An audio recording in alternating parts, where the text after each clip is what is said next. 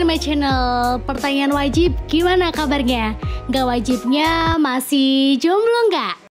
Di hari yang masih bernuansa tanggal muda ini, Mbak Yani akan menceritakan sebuah film yang berkisah tentang seorang anak petani yang berhasil menyelamatkan seorang putri raja dari monster raksasa.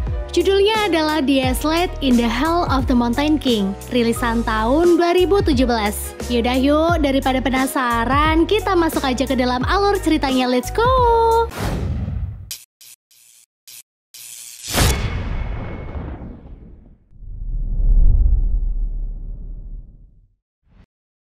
Di sebuah kerajaan, terlihat raja bersama keluarganya sedang merayakan pesta ulang tahun putri Christine yang ke-18. Christine yang berulang tahun hari ini diharuskan untuk segera menikah.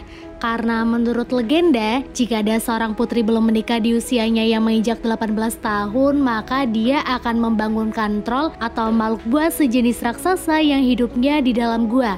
Menurut legenda yang dipercayai secara turun-temurun juga, troll yang bangun akan menculik sang putri dan dijadikannya seorang istri.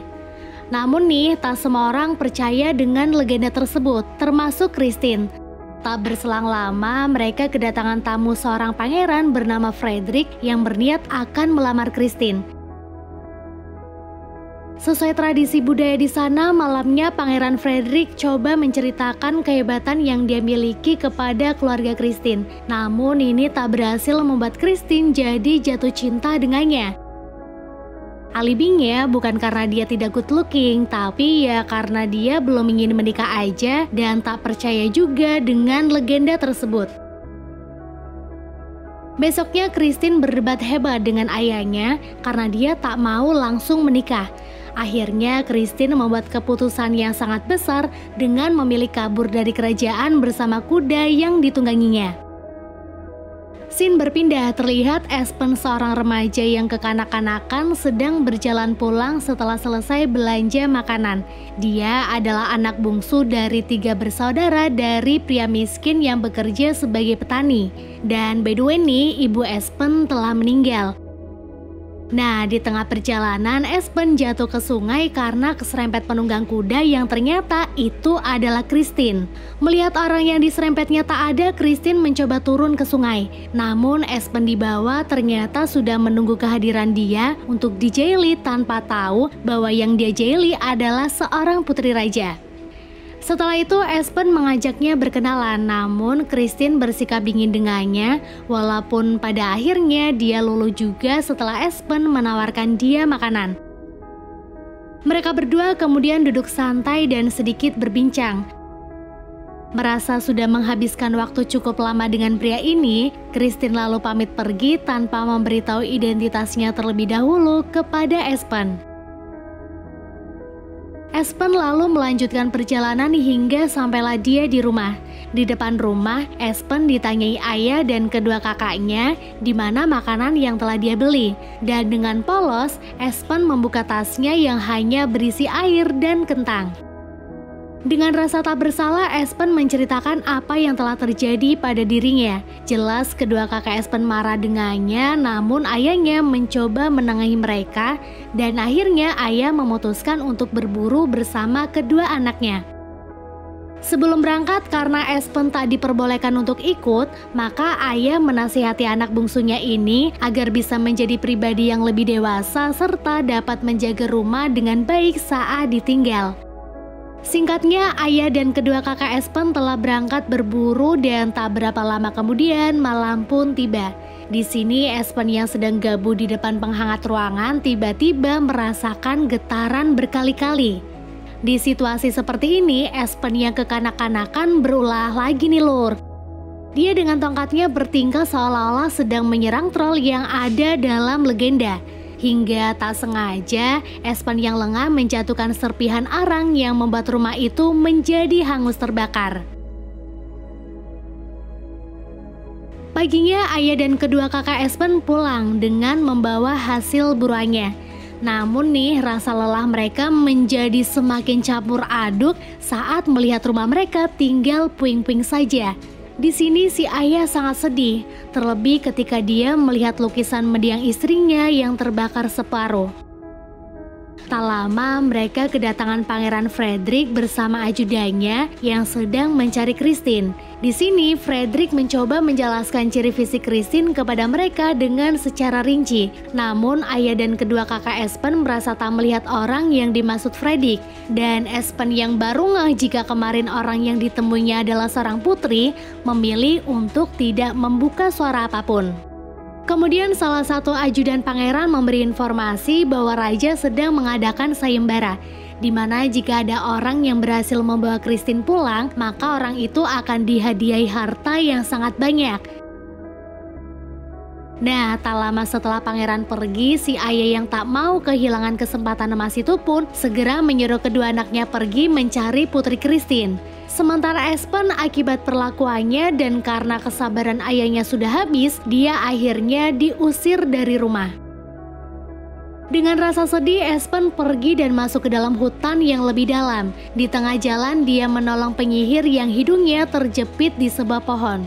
Setelah berhasil ditolong, penyihir itu bertanya kepada Espen mengapa dia ada di dalam hutan yang sangat berbahaya ini. Dan Espen menjawab jika dia sedang mencari seorang putri. Kemudian si penyihir menjawabi jika Espen terlambat karena putri sudah diculik oleh sosok troll.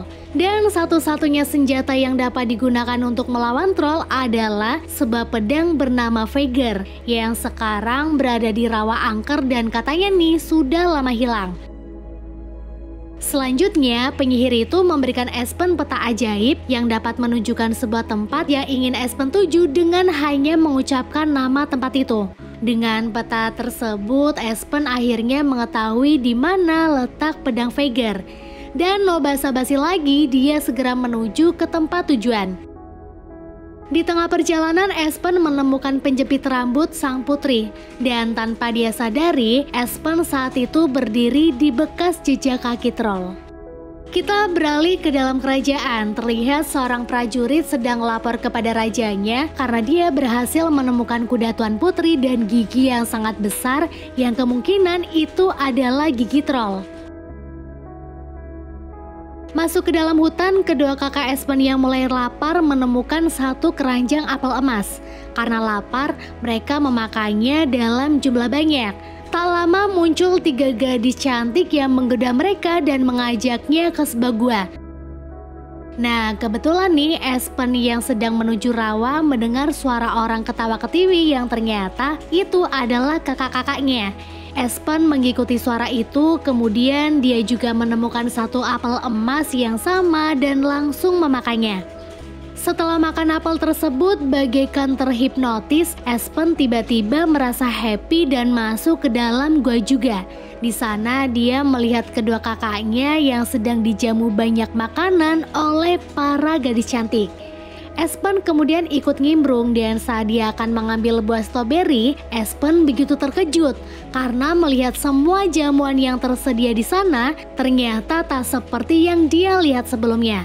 Rupanya pengaruh tingkat kehaluan Espen sudah memudar karena dia hanya memakan apel itu dalam jumlah sedikit berbeda dengan kakak-kakaknya. Dan karena Espen tak mau ketahuan jika dirinya sudah sadar, maka dengan terpaksa Espen pura-pura memakan apel yang diberi oleh gadis cantik yang ternyata nggak cantik, melainkan berwajah mengerikan. Ternyata mereka adalah peri-peri jahat penghuni hutan. Menyadari semua yang dilihatnya hanyalah tipu daya belaka, Espen akhirnya mengajak kedua kakaknya melihat sekeliling. Saat posisi mereka sudah cukup jauh dari para peri jahat, Espen segera menampar kedua kakaknya agar tersadar. Namun saat itu juga datang segerombolan peri jahat yang akan menangkap mereka. 3 lelaki itu pun segera lari dan untungnya mereka berhasil keluar dari gua sebelum penyihir menutup pintu gua tersebut.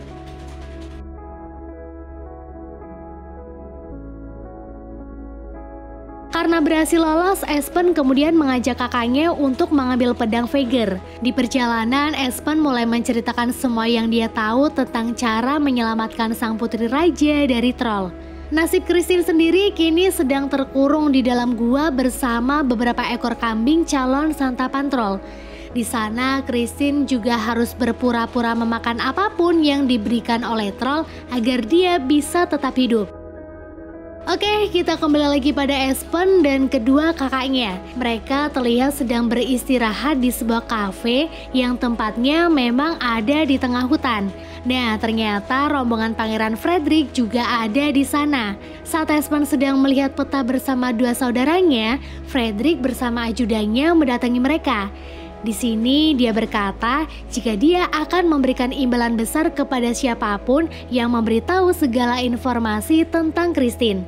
Melihat jumlah yang akan Frederick berikan sudah sangat cukup dari kebutuhan mereka, salah satu kakak Espen akhirnya menyuruh Espen untuk memberikan peta yang dimilikinya. Namun anak bungsu itu menolak dan dia lebih memilih ribut dengan pangeran daripada harus kehilangan peta tersebut. Pertarungan pun terjadi di sana. Lalu berhasillah Espen dan kakaknya lari ke dalam hutan, namun Frederick dan ajudannya masih tetap semangat mengejar mereka. Singkatnya, karena terus dikejar, akhirnya mereka terpojok di sebuah tepi jurang. Dan karena tak mau tertangkap, Espen dan saudaranya memilih untuk terjun ke sungai.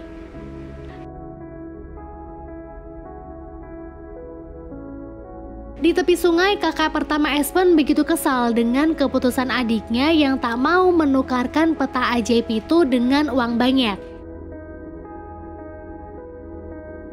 Di dalam gua, Christine kini terlihat sedang dimarahi oleh troll karena dia mencoba melukai troll.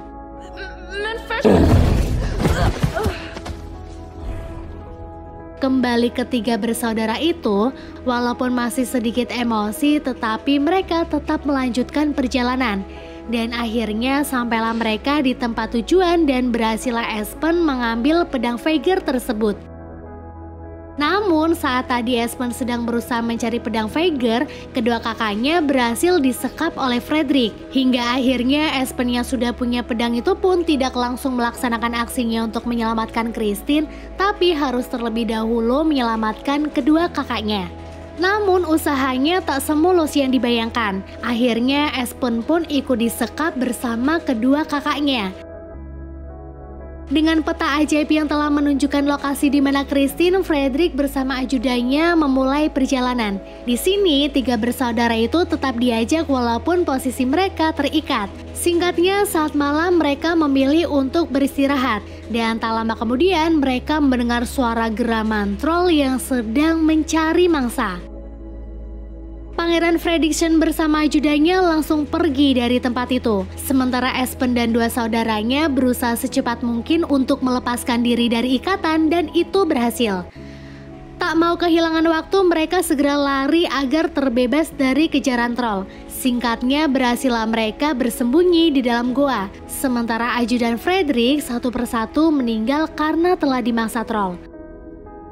Selanjutnya, troll juga berhasil menangkap Frederick dan salah satu kakak Espen. Namun karena dia sudah kenyang, jadi troll membawanya ke markas. Dengan demikian, Frederick menjadi bertemu dengan Christine. Namun karena dia terus-menerus menyombongkan diri, akhirnya putri yang muak memukul kepala Frederick hingga pingsan.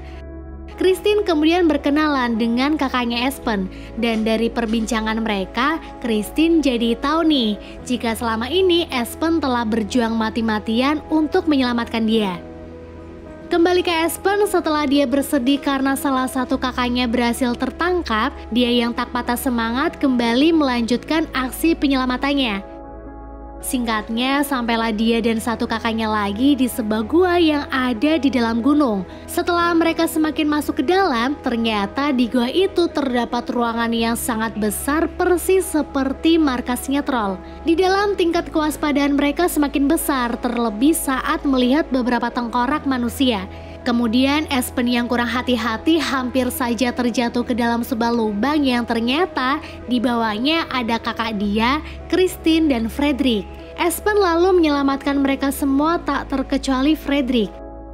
Setelah itu berhasil, mereka berlima bergegas untuk kabur. Namun mereka harus melewati tangan troll dulu yang menutupi jalan karena tertidur pulas.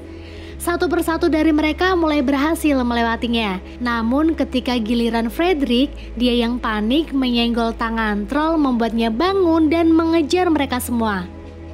Karena matahari sebentar lagi akan terbit, mereka berencana akan naik ke puncak gunung.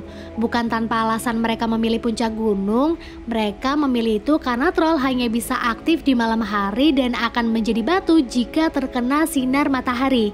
Mereka terus naik ke puncak gunung, sementara troll masih terus mengejar. Ketika sampai, mereka tinggal berempat karena Frederick memilih untuk berbencar. Di sana mereka berempat semakin panik karena troll sudah sampai puncak namun matahari tak kunjung terbit. Akhirnya Espen berusaha melawannya menggunakan pedang Veigar. Di sini dia berhasil melukai kaki troll. Namun itu tak membuat troll kalah, yang ada dia malah balik menyerang Espen hingga terjatuh dan pedangnya terpental.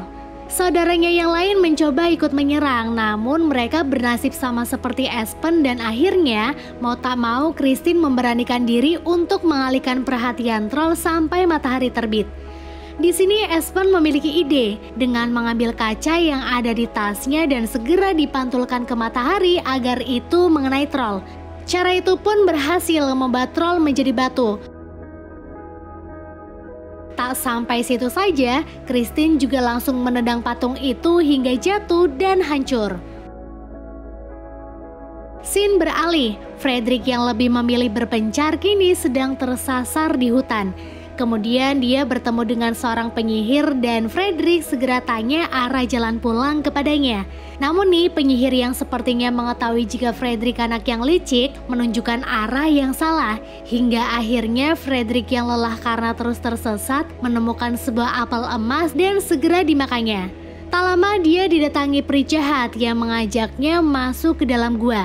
Dan ya, bisa diprediksi dia akan mati di gua tersebut. Kita berpindah ke kerajaan. Rombongan Espen kini sudah sampai di sana dan membawa sang putri. Christine pun segera memeluk kedua orang tuanya dan sang raja juga langsung menepati janji sayembaranya dengan memberikan hadiah yang besar untuk Espen yang telah berhasil membawa Christine pulang. Espen dan dua kakaknya lalu pulang ke rumah. Di sana si ayah langsung memeluk kedua kakak Espen. Dan Espen tak berani mendekati ayahnya karena dia pikir ayahnya masih marah dengan dia. Namun ternyata salah. Ayah pun segera memeluk Espen dan meminta maaf atas kesalahannya kemarin. Espen kemudian memberikan hadiah miliknya kepada ayah. Lalu kakak Espen juga menceritakan kepada ayahnya tentang keberanian Espen menyelamatkan seorang putri raja hingga imbalan ini berhasil didapatnya. Mendengar itu, ayah pun menjadi terharu dan semakin bangga kepada anak-anaknya. Lalu alur maju beberapa hari setelahnya, saat Espen dan keluarganya sedang kerja bakti untuk membangun rumah, Christine datang bersama kudanya. Bahagia melihat Christine kesini, Espen pun segera mengajaknya kencan dan film pun berakhir.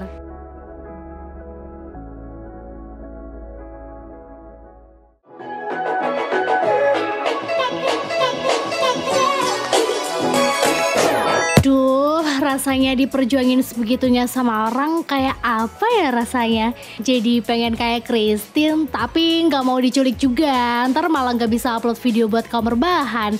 Intinya pengen aja gitu diperjuangin dengan sungguh-sungguh. Kok malah curhat? Yaudah lur, karena semakin lama ucapan Mbak Yani semakin ngelantur, jadi saya Mbak Yani Danti mengucapkan matur nuwun, bye and see you.